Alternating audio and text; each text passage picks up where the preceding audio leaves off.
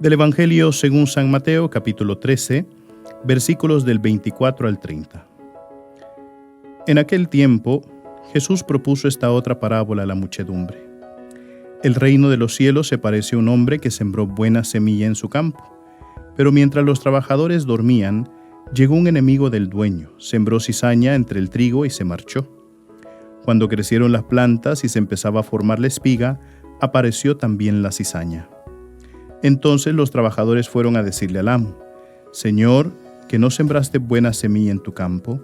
¿De dónde pues salió esta cizaña?» El amo les respondió: «De seguro lo hizo un enemigo mío». Ellos le dijeron: «¿Quieres que vayamos a arrancarla?» Pero él les contestó: «No, no sea que al arrancar la cizaña arranquen también el trigo. Dejen que crezcan juntos hasta el tiempo de la cosecha, y cuando llegue la cosecha diré a los segadores: arranquen primero la cizaña y átenla en gavillas para quemarla, y luego almacenen el trigo en mi granero». Palabra del Señor.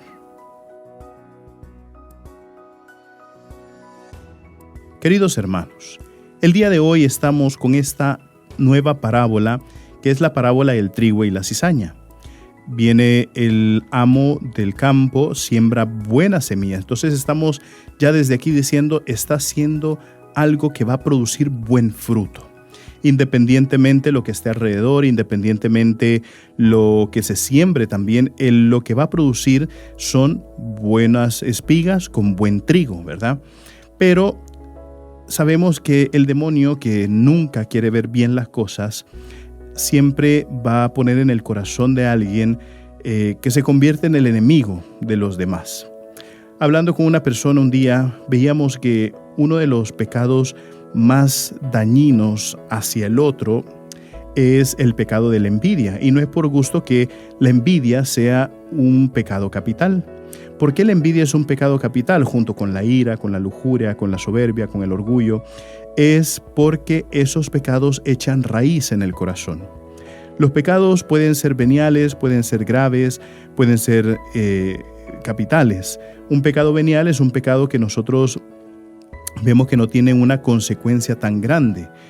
No sé, por ejemplo, el ignorar a alguien, quizás a veces hasta lo hacemos involuntariamente, o las pequeñas faltas de caridad, ¿no? El no responderle el saludo a alguien, son cosas que nosotros no consideramos que sean de inmensa magnitud. Sin embargo, son cosas que son faltas que hacemos conscientes o inconscientes muchas veces, que producen esos pecados veniales. Los pecados graves, por ejemplo, son cuando rompemos nuestra relación con Dios, son aquellos que atentan directamente contra los 10 mandamientos, y los pecados capitales son aquellos que se convierten en un vicio. Es decir, que nosotros casi que ya no tenemos control sobre cómo ese pecado influye en nuestra vida, y es por lo que les decía, esos pecados se enraizan. Es decir, cuando echan raíces en el corazón, muchas veces es muy difícil liberarse de esos pecados. No es imposible, pero ahí requiere un esfuerzo bastante fuerte, porque no es lo mismo talar un árbol que arrancarlo de raíz. Y por eso nosotros vemos que cuando el Señor nos pide la fe, cuando es tan pequeña como un granito de mostaza, dice el Señor, podríamos decirle a ese árbol: arráncate de raíz y vete a plantar al mar, ¿verdad? Entonces, lo mismo podemos hacer con los pecados. Si nosotros vamos creciendo en la fe y logramos tener esa fe como el granito de mostaza, podemos decirle a ese pecado: arráncate de raíz de nuestro corazón y desaparece, ¿verdad? Eso es lo que ha sucedido en este evangelio.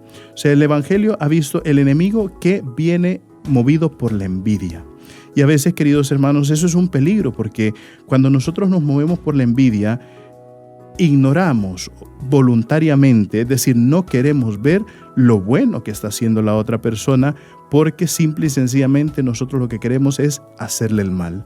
Cuando nosotros logramos identificar eso en nuestro corazón, realmente son las pautas o los mensajes que el Señor nos da para que nosotros entremos en la conversión, para que nosotros cambiemos de actitud, para que nosotros también entremos en esa obediencia de que, cumpliendo la voluntad de Dios, vamos a vencer el pecado, vamos a vencer la muerte, vamos a vencer al demonio y vamos a entrar en la gracia en esa gracia glorificadora, en aquella gracia hermosa que entramos todos los que somos hijos de Dios.